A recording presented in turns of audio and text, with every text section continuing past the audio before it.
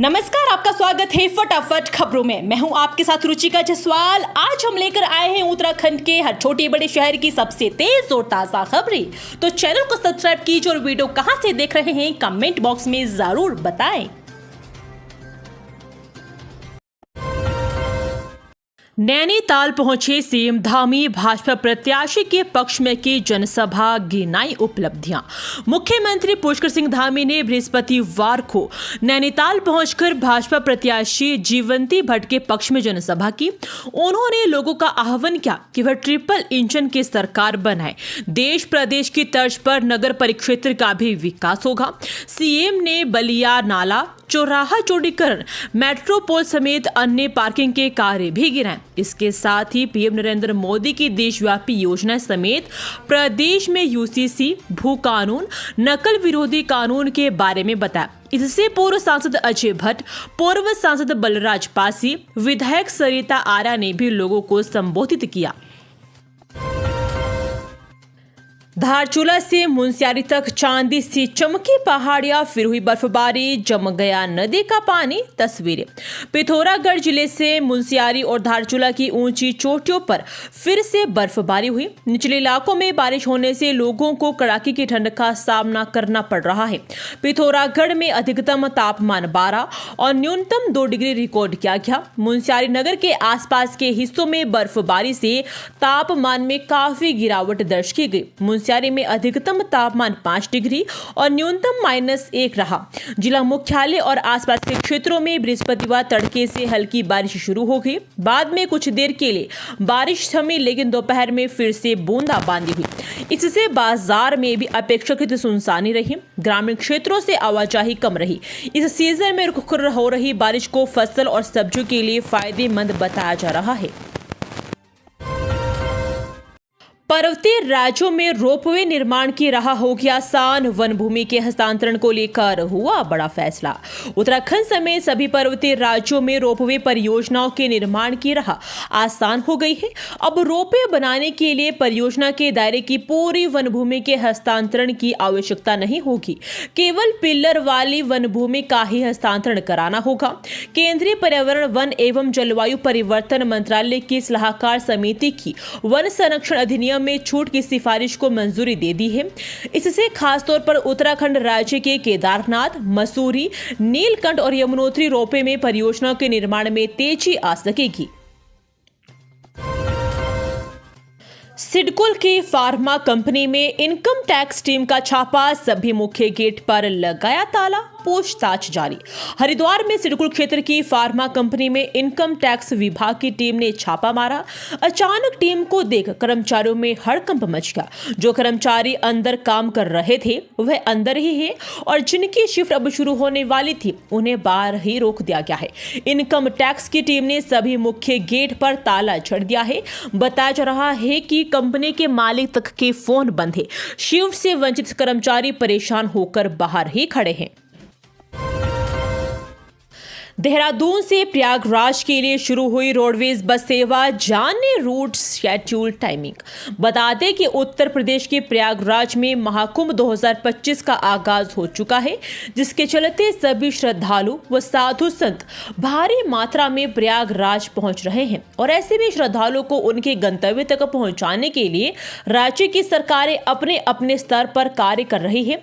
इसी बीच देहरादून से प्रयागराज के लिए उत्तराखंड सरकार ने 2 स्पेशल बसें शुरू की है, जो देहरादून से हरिद्वार, लखनऊ, रायबरेली होते हुए प्रयागराज पहुंचेगी, जिसके लिए बीते शुक्रवार को देहरादून से प्रयागराज के लिए 2 विशेष बस सेवा शुरू कर दी गई है, जिनमें से एक सामान्य वर्ष 2 रोजाना सुबह 10 बजे देहरादून से निकलेगी और अगले दिन सुबह 5 बजे प्रयागराज पहुंचेगी, जबकि दूसरी स्पेशल बस सुपर डिलक्स वोल्वो रोजाना शाम की 5 बजे देहरादून के आईएसबीटी से रवाना होगी और अगले दिन सुबह 9 बजे प्रयागराज पहुंचेगी। दोनों शहरों के बीच 800 किलोमीटर की दूरी है, जिसे साधारण बस करीब 18 से 19 घंटे में तथा वोल्वो बस करीब 16 घंटे में पूरा करेगी। कंपनी में निवेश का झांसा देकर जालसाजों ने ठगे 30 लाख रुपए, मुनाफे का लालच पड़ा भारी। कंपनी में निवेश का झांसा देकर साइबर ठगों ने लक्सर हरिद्वार के व्यक्ति से 30 लाख रुपए की ठगी कर दी। साइबर क्राइम थाना पुलिस ने मामले में अज्ञात के विरुद्ध मुकदमा दर्ज कर जांच शुरू कर दी है। नितिन कुमार निवासी मोहल्ला शिवपुरी लक्सर हरिद्वार ने बताया कि वह नीचिंग कंपनी में काम करते हैं। 3 अक्टूबर 2024 को उन्हें एक मैसेज आया। मैसेज भेजने वाली युवती ने अपना नाम मीरा दत्त बताया और बताया कि वह FTAM में असिस्टेंट का काम करती है और उनका व्हाट्सएप ग्रुप है जो कि ट्रेडिंग कराते हैं और ग्रुप से भी जोड़ दिया। चीन सीमा से सटे गांव में मनरेगा में 200 दिन रोजगार का प्रस्ताव, राज्य सरकार को दिया गया सुझाव। चीन सीमा से लगे उत्तराखंड के गांव जीवंत रहे, इसके लिए वहां आजीविका विकास पर विशेष ध्यान दिया जाना चाहिए। ग्रामीण विकास एवं कल्याण निवारण आयोग ने इस कड़ी में सीमावर्ती गांव में रहने वाले परिवारों के लिए मनरेगा के तहत प्रतिवर्ष 100 से बजाय 200 दिन के रोजगार का प्राविधान करने पर जोर दिया है। आयोग ने इस संबंध में केंद्र सरकार से आग्रह करने का भी सुझाव राज्य सरकार को दिया है। इसे लेकर शासन स्तर पर मंथन शुरू हो गया है। चीन से उत्तराखंड की 375 किलोमीटर की सीमा लगती है। अंतर्राष्ट्रीय सीमा से सटे गांवों को प्रथम गांव मानते हुए केंद्र सरकार ने इन्हें विकसित करने को वाइब्रेंट विलेज कार्यक्रम शुरू किया है। चीन सीमा से सटे उत्तराखंड के 3 जिलों के 136 में से 51 गांव प्रथम चरण में इस कार्यक्रम में शामिल है। इनके विकास को 758 करोड़ की लागत से विभिन्न योजनाओं का खाका खींचा गया है। सड़क का काम पूरा न करने पर ठेकेदार को 1 करोड़ का जुर्माना, कारण बताओ नोटिस भी जारी। उत्तराखंड के चमोली जिले में पोखरी कर्णप्रयाग मोटर मार्ग के सुधारीकरण का काम समय पर पूरा नहीं करने वाले ठेकेदार के खिलाफ 1 करोड़ 16 लाख रुपए का जुर्माना लगाया गया है। यहां जारी एक सरकारी प्रेस विज्ञप्ति में लोक निर्माण विभाग पोखरी के अधिशासी अभियंता राजकुमार के हवाले से बताया गया है कि मार्ग के सुधारीकरण एवं डामरीकरण के लिए आरजी बिल्डेवल इंजीनियर्स लिमिटेड के साथ अनुबंधन किया गया था, जिसके तहत उन्हें 30 अगस्त 2022 से काम शुरू कर उसे 29 फरवरी 2024 तक पूरा करना था। अभियंता ने बताया कि मार्ग के सुधारीकरण कार्य की प्रगति बहुत धीमी है और इस बारे में संबंधित ठेकेदार से बार बार पत्राचार करने के बाद भी कार्य पूरा नहीं कराया गया। कमरे में फंदे पर लटका मिला युवक, मानसिक रूप से था कमजोर, पहले भी कर चुका है आत्महत्या का प्रयास। रुद्रपुर में एक युवक अपने कमरे में फंदे पर लटका मिला। परिजनों ने दरवाजा तोड़कर युवक को इलाज के लिए जिला अस्पताल पहुंचाया, जहां डॉक्टर ने उसे मृत घोषित कर दिया। पुलिस ने पोस्टमार्टम के बाद शव को परिजनों के सुपुर्द कर दिया। वार्ड नंबर 13 संजय नगर खेड़ा में शंकर मंडल 26 वर्षीय अपने परिवार के साथ रहता था। परिजन घर पर नहीं थे। इस दौरान शंकर ने कमरे के दरवाजे को अंदर से बंद कर दिया। काफी देर तक दरवाजा नहीं खुलने पर शंकर की चाची ने उसके छोटे भाई सहदेव को सूचना दी। इस पर सहदेव घर पहुंचा और दरवाजा खटखटाने लगा, लेकिन दरवाजा नहीं खुला। प्रदेश के सबसे बड़े अस्पताल में बड़ा फर्जीवाड़ा, जाली मेडिकल सर्टिफिकेट हुए जारी, ऐसे हुआ खुलासा। दून अस्पताल में फर्जी मेडिकल सर्टिफिकेट जारी करने का मामला सामने आया है। एंटी रेट्रोवायरल उपचार इकाई में तैनात एक चिकित्सक ने फर्जी मेडिकल सर्टिफिकेट जारी किए हैं। इसमें एक वार्ड बॉय के संलिप्त होने की बात भी सामने आ रही है।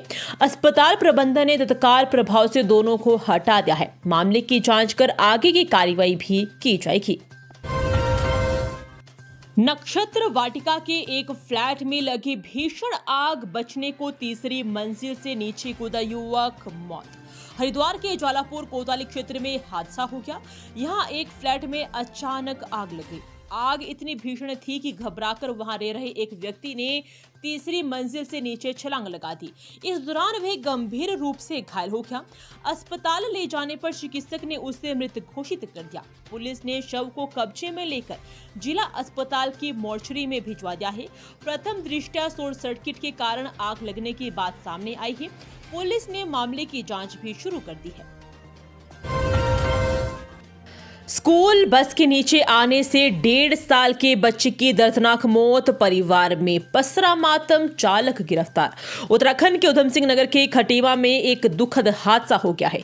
यहां स्कूल बस के नीचे आने से एक मासूम की दर्दनाक मौत हो गई। चालक को गिरफ्तार कर लिया गया है। मामला उमरू कला गांव का बताया जा रहा है कि उमरू कला बीछे निवासी बबीता मेहता अपने घर के पास दोपहर में स्कूल से लौट रहे अपने बड़े बेटे को लेने गई थी।